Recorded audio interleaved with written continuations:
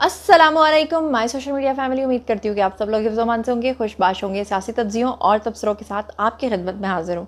आज बहुत सारी खबरें हैं, इसलिए शुरू करते हैं पहली खबर से। जनाब, शुरू करते हैं शेर अफजल मरवत से। शेर अफजल मरवत आजकल इमरान खान के काफ़ी ज़्यादा खिलाफ हुए हुए हैं और PTI के भी काफ़ी ज़्यादा खिलाफ हुए हैं, और उसके रीज़न वो ये बताते हैं कि बहुत ही लॉयल्टी के साथ उन्होंने PTI के लिए काम किया।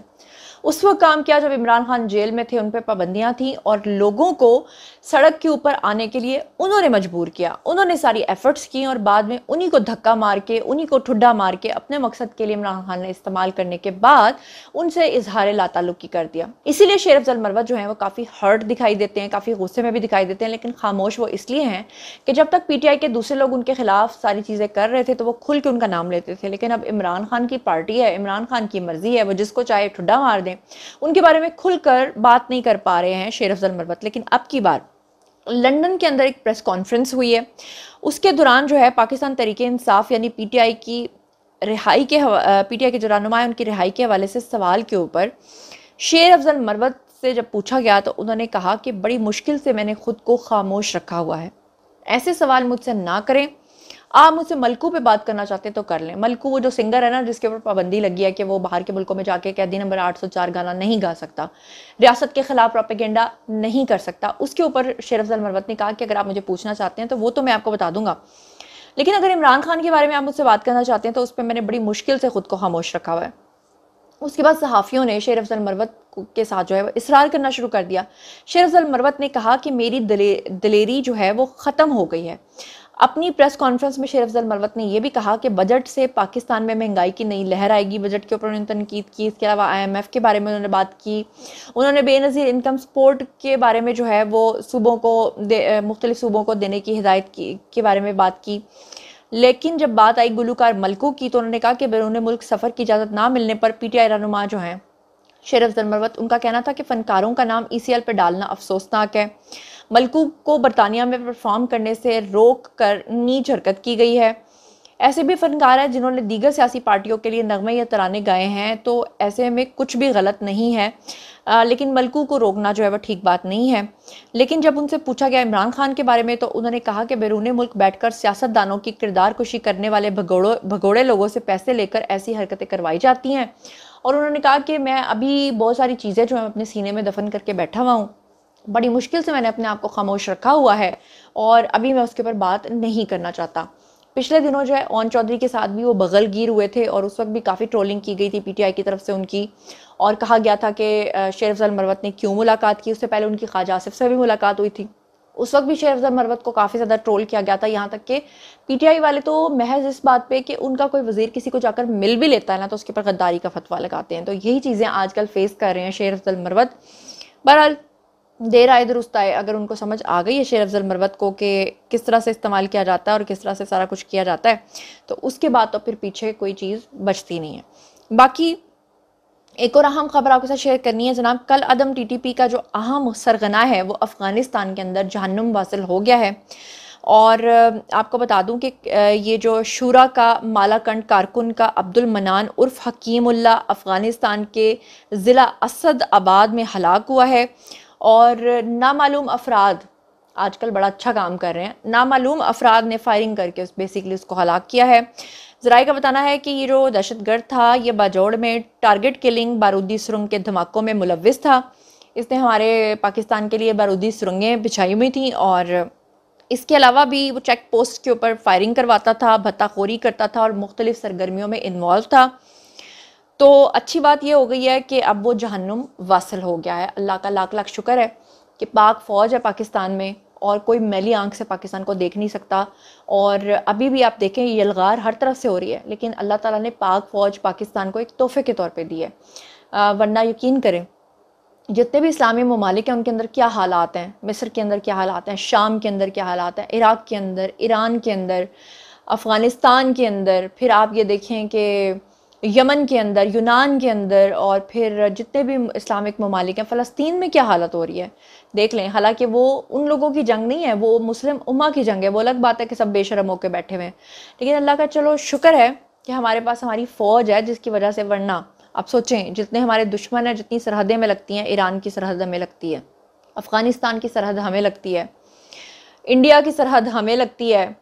सोचें, सिर्फ चाइना ही पाकिस्तान का दोस्त है। पाकिस्तान के अंदर ही जो बलूचिस्तान है, और बलूचिस्तान की सरहद से भी जो हमले होते हैं वो भी आपके सामने कि बलूचिस्तान की सरहदों को कौन यूज़ करता है, इंडिया और ईरान यूज़ करते हैं।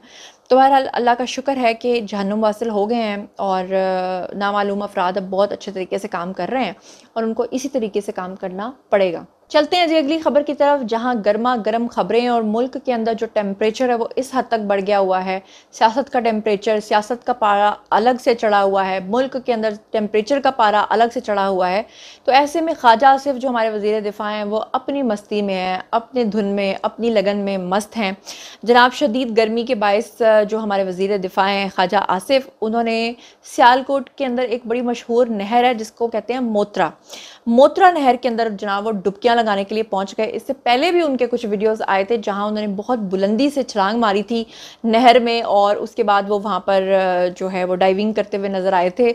और लोग हैरान थे कि इस उम्र में भी, मेरे ख्याल से 60-70 साल तो उनकी उम्र होगी, तो 70 साल की उम्र में भी वो इस तरह से स्विमिंग कर रहे हैं।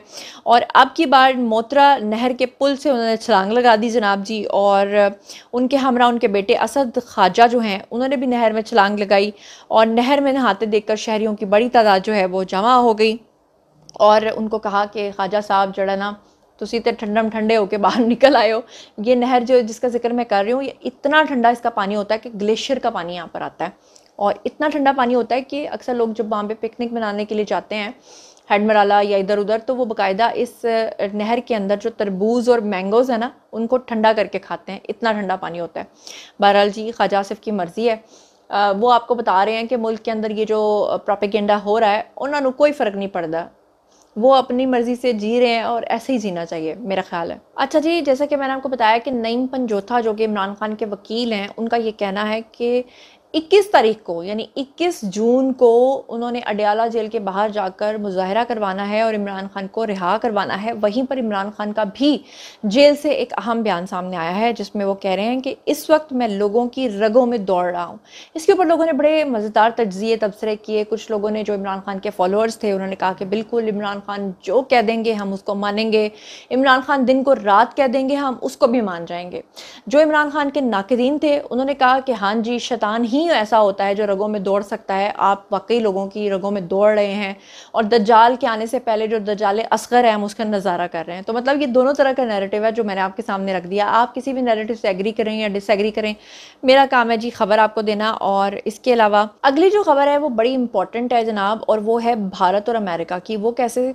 आखिरकार भारत को अमेरिका के दबाव में आकर अपने रॉ के ऑफिसर निखिल गुप्ता को अमेरिका के हवाले करना ही पड़ा। क्यों करना पड़ा? क्योंकि निखिल गुप्ता जो है इसने गुरपतवंत सिंह नाम का एक शख्स है उसका कत्ल करवाया था अमेरिका के अंदर। इससे पहले आपको पता है कि बहुत सारे सिख रहनुमाओं के कत्ल करवा चुका है इंडियन रॉ कनाडा के अंदर, और वहाँ पर भी बहुत ज़्यादा उनके खिलाफ मुजाहरे हुए थे।